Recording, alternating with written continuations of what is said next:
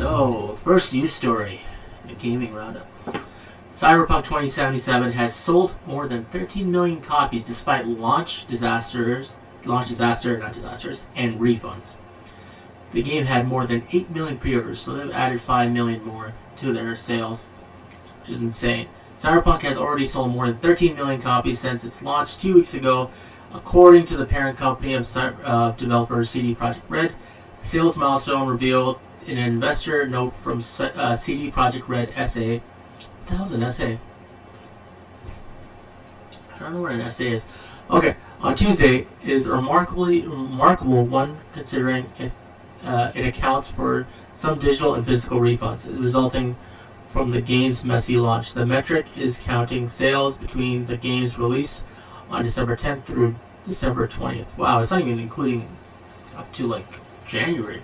Not January, it's not January, up until December 28th. It's insane.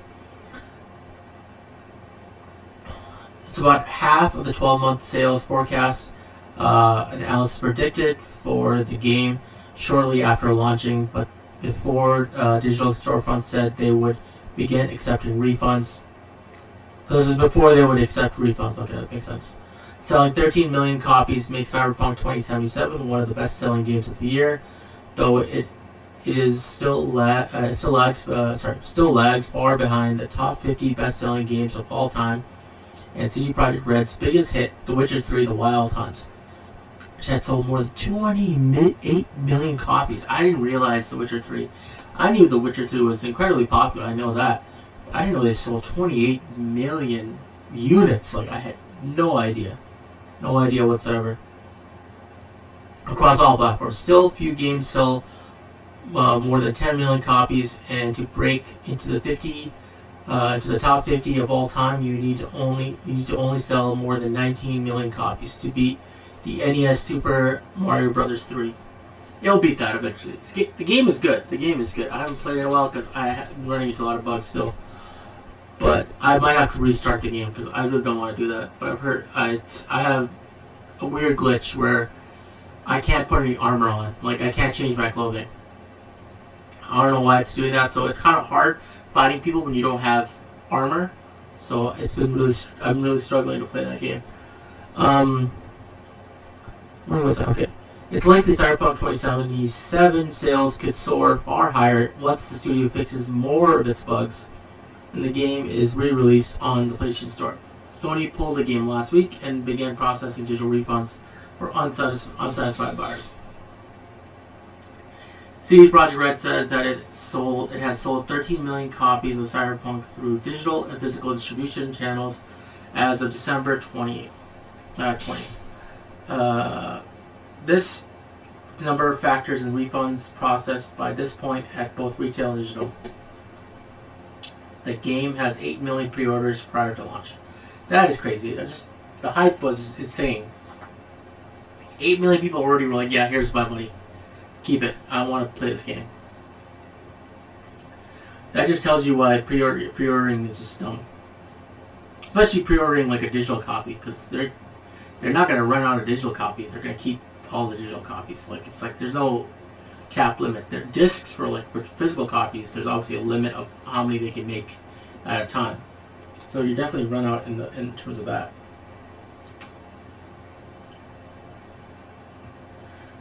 Where are we? Okay. The financial success of the role-playing game stands in stark contrast with its public perception as a multifaceted failure. A fact that has only intensified criticism of CD Projekt Red and also raised the possibility of a class action lawsuit. That something can be that successful while also being considered a deeply compromised product is also a stunning indictment. I don't know how to say the word. Indictment? That's how you say it. Of the current video game industry and its marketing and pre-order model. Because the studio promised the game would run well on current generation consoles, it was able to accumulate more than 8 million pre-orders for Cyberpunk 2077, effectively covering the cost of the game's nearly decade-long development cycle. in a single day sales. In single day sales. Meanwhile, the studio took efforts to allegedly hide the performance of the game on those systems from media outlets ahead of time, according to the report from New York Times. That was probably the craziest thing, that the people who played the game, people who reviewed the game in the beginning, they were only given PC copies of the game. They weren't given PC, was it PS4, PS4 Pro, Xbox One, Xbox One X. They weren't given those copies. So nobody knew exactly how this game ran on the previous generation consoles, which is crazy to think about. It's absolutely insane. They're still making money because people know, like, the game is good. It just has crappy bugs. Like, people know, okay, I spent $80. Okay, I'm from Canada, so it's $80, even though I got it as a gift. But I know this game is good, and it just needs a bit more time in the oven to get better, right? And it sucks. They should have delayed it, but I think the company was just like, we've been delaying this game for years. We delayed it all year this year. It was supposed to come out in April, and then it was supposed to come out in September, then it was supposed to come out in November, and then it finally came out in December, and it was still in a bad shape. Like, I play on PC, and on PC it's still not the greatest, so. But, like, it just sucks because the game is good. Like, the content is good, it just doesn't run well, and there's a lot of bugs. But people know, they'll buy the game, and then, oh, sorry, the light came on. I apologize. People know the game is good, and they know that, people will wait for the updates to come out, because Witcher 3 also was very buggy when it came out. But I don't know, I didn't play Witcher 3 day one, so I don't know if it was this buggy, like Cyberpunk was, like how buggy Cyberpunk is, but I don't know. We'll have to see, but it's just crazy to think about that. They're still making a crap ton of money, and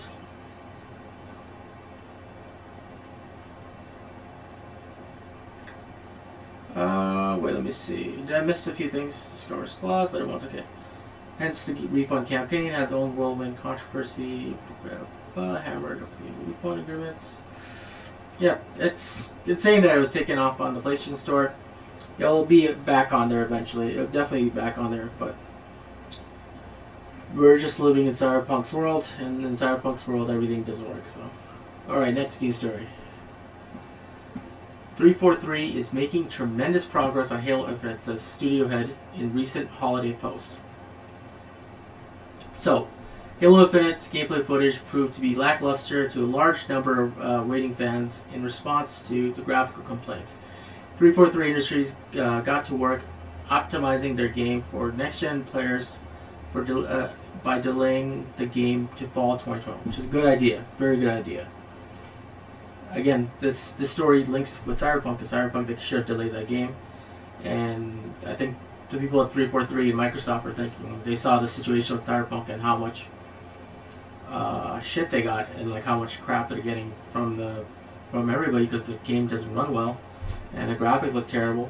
So they could see that, like, okay, if you put out a crappy product in terms of like graphics and looks and stuff, then we're gonna get the same situation. So they're like, no, screw this shit. We're pushing it all the way to fall 2021. No, we're not coming out in spring. We're not coming out in summer. We're coming out fall 2021, like next year. So don't. It's crazy. It's honestly crazy that they push. I'm glad they pushed that back. Like, it's good that they can just keep working on the game and make it better. Director of Art Management at 343 stated, much of the feedback we heard from the community aligned with our own views and work. We are already committed to doing around things like indirect lighting, material response, foliage, and tree rendering clouds, level detail transition, and character fidelity. He would go on and say that the feedback was humbling, and it also pushed us to look additional opportunities for improvement. This is the post-Happy Holidays. 343 Industry Studios head Bonnie Ross added that the delay is completely worth it. In the holiday blog post published by Halo Waypoint website, they realized the wait has been difficult. I assure you that the team wants the game in your hands as soon as possible, but They also want to deliver something special. The Halo game you deserve. The team is making tremendous progress and is so eager to show you more. Make Halo great again, as like a famous philosopher said. Donald Trump. I personally can't wait to dive into Halo again. Like Leanna, thought the gameplay trailer was exciting, gorgeous. Oh yeah, the gameplay was awesome. Like all the guns. Like the game just played a lot of fun. Like honestly, I thought the graphics were kind of ugly, but like, yeah, like Craig. Obviously, Craig is the biggest meme ever. He looked ugly as hell. The pop-in was terrible.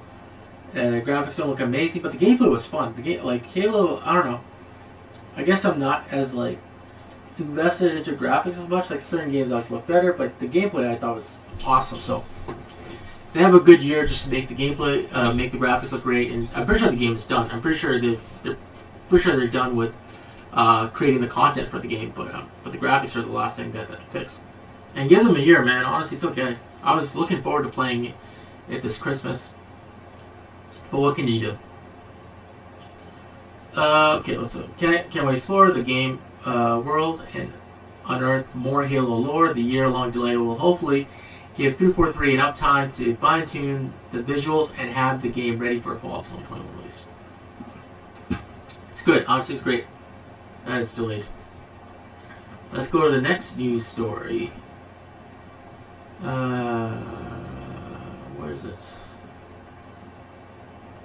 No, it's not this one, sorry. I had to delete that.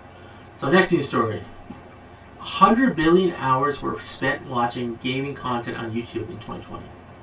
This is from IGN. Over 100 billion hours were spent watching gaming content on YouTube this year, with Minecraft leading as the most watched game. Minecraft, I think, wins every year. Like, people always talk like, oh, Fortnite is like the greatest game for kids, or like, you know, the biggest game for like eyeballs. But Minecraft, I don't know. When did Minecraft come out? It's been a very long time since Minecraft has come out, and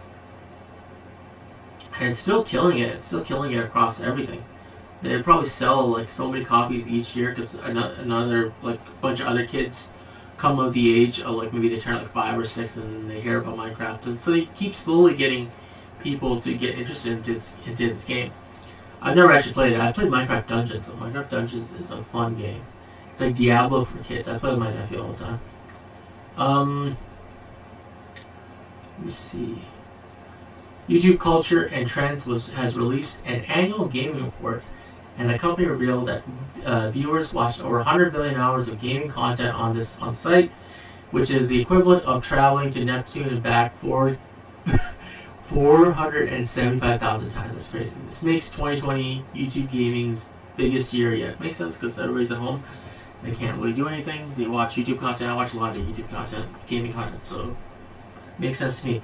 YouTube gaming has its biggest year ever in 2020 with 100 billion. That's crazy. Just 100 billion hours. That's just insane to think about. I wonder how many seconds that is. A watch time, hours, and 40 million active gaming channels. That is incredible. That's a lot of gaming channels. YouTube head of global gaming Ryan Watt said, of those 100 billion hours, Minecraft was the single most watched game with over 201 billion views, with more than the double the amount of views. The second most watched game of 2020 received, which was Roblox, makes sense, with 75 billion and views. And then Greena Free Fire. I've never heard of that before. Greena Free Fire. I remember that game. Grand Theft Auto 5 is still up there. And then Fortnite came in third. Where's Call of Duty in this? Call of Duty wasn't that viewed? That's crazy to think about. Fourth and fifth at 72, 70, and 67 respectively. That's crazy. Call of Duty wasn't up there. Like Warzone really popped off this year.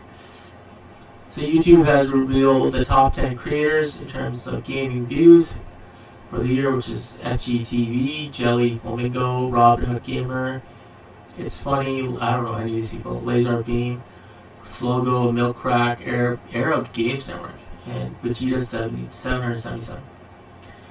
Over 80,000 content creators hit 100,000 subscribers. More than 1,000 creators reached 5 million subscribers, and over 350 creators crossed the 10 million subscriber mark, according to YouTube. We've also seen gaming creators give back in incredible ways this year. What Watts said, the gaming community has always willing to lend a helping hand when needed. This year, many of the YouTubers, game creators, and partnership tournaments raised awareness and money for several causes.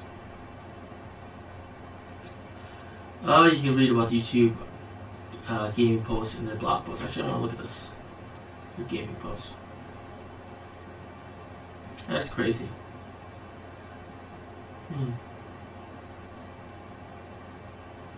I can't believe Call of Duty wasn't on there.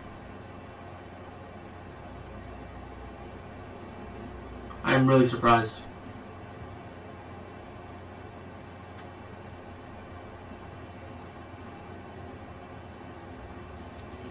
I'm really surprised. Okay. So that was the gaming roundup. I'm going to be switching to Call of Duty. Be back in 1, 2, 3, 1 second.